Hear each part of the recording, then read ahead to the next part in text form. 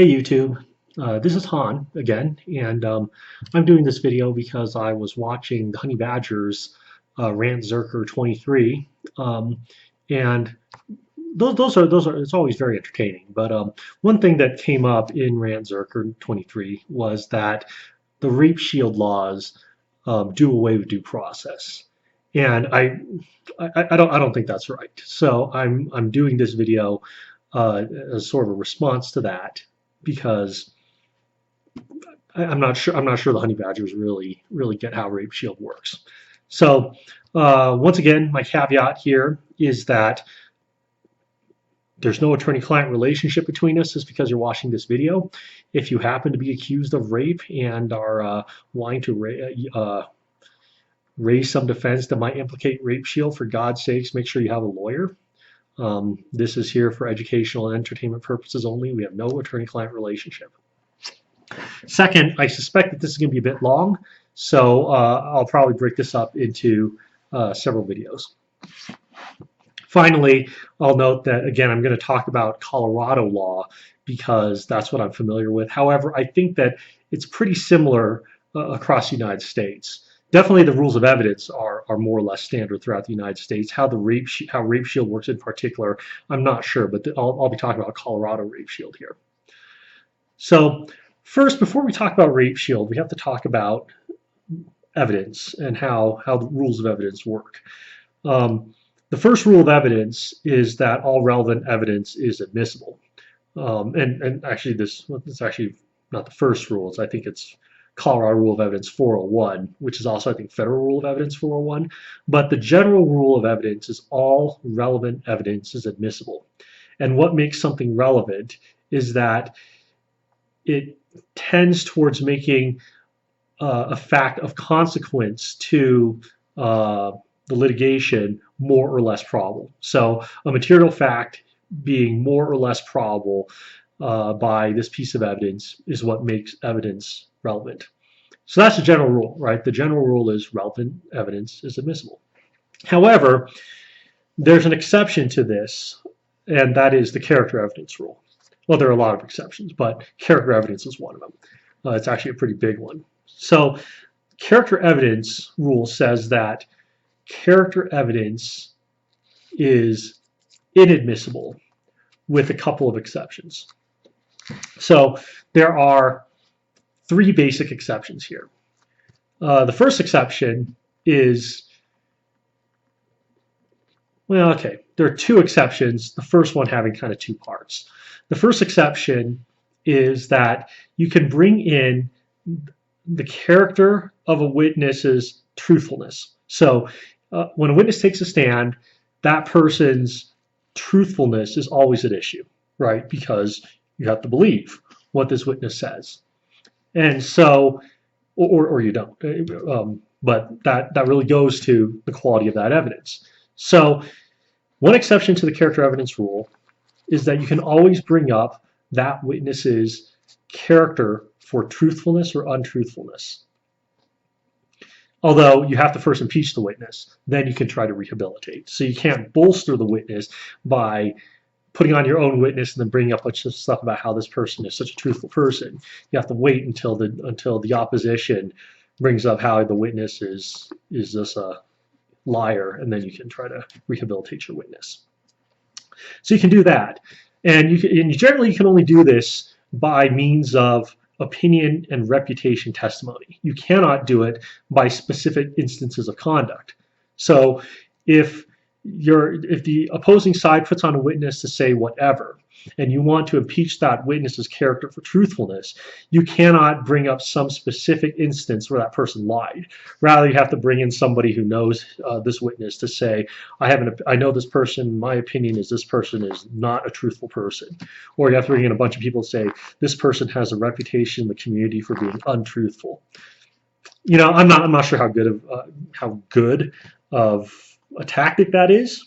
I'm not sure character evidence is all that strong, but you can do it. The other way is if the witness actually has a felony conviction, then you can always bring up the felony conviction for the purpose of impeaching the testimony. So that's really the first exception, right?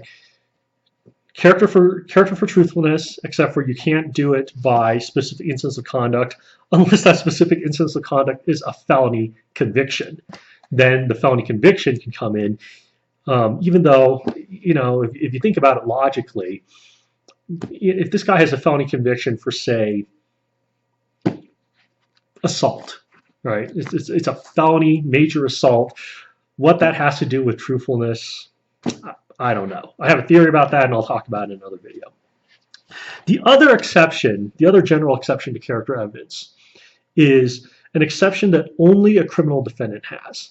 So everybody else in civil litigation, in a criminal case for the prosecution, you don't get to bring in character evidence, except the defendant can.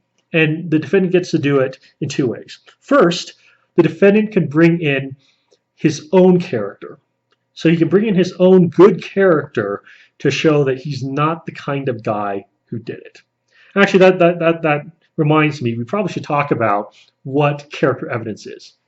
Character evidence is evidence to show that somebody acted in conformity with his or her character. It's a propensity evidence, right? The key word is, this is the kind of thing that that person would do. So if you're bringing evidence to show that what happened is the kind of thing that that person would do, that's character evidence. So a defendant can bring in evidence to show that he's not the kind of person who would do that sort of thing. Right? So let's say you have a string of burglaries. A defendant could bring in evidence showing that he is a law-abiding person, right? That he's a good guy who obeys the law, and so he's not the kind of person who would break the law. Again, I'm not sure it's a great tactic, but the defendant gets to do this. The prosecution does not get to bring in evidence showing that he's this sort of a bad guy. He's the kind of guy who would break the law, except after the defendant does it. So once the defendant opens the door by bringing in evidence of his own good character, the prosecution can bring in evidence to rebut that character evidence. The defendant can also bring in character evidence of the victim to show, well, they can do it for whatever reason, so long as it goes to some material defense. Generally, it comes up with self-defense type cases, right? So let's say you have a meeting that turns bad, that ends up with somebody dead, or at least somebody really injured, right? Let's say somebody's really injured. You got broken bones here. There was a fight.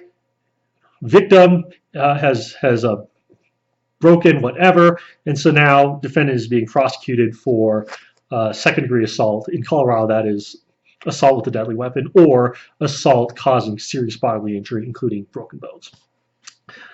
So the defendant's defense, let's say, is self-defense. He came at me, I was defending myself. Obviously, victim is saying, no, this was an unprovoked attack on me for whatever, right? So what the defendant gets to do, now the victim can't do this, meaning the prosecution can't do this. The prosecution cannot, in its case in chief, bring up evidence showing that the defendant is a violent person. However, the defendant may. The defendant may bring up evidence showing that the victim is a violent person, thereby making it more likely than not, right?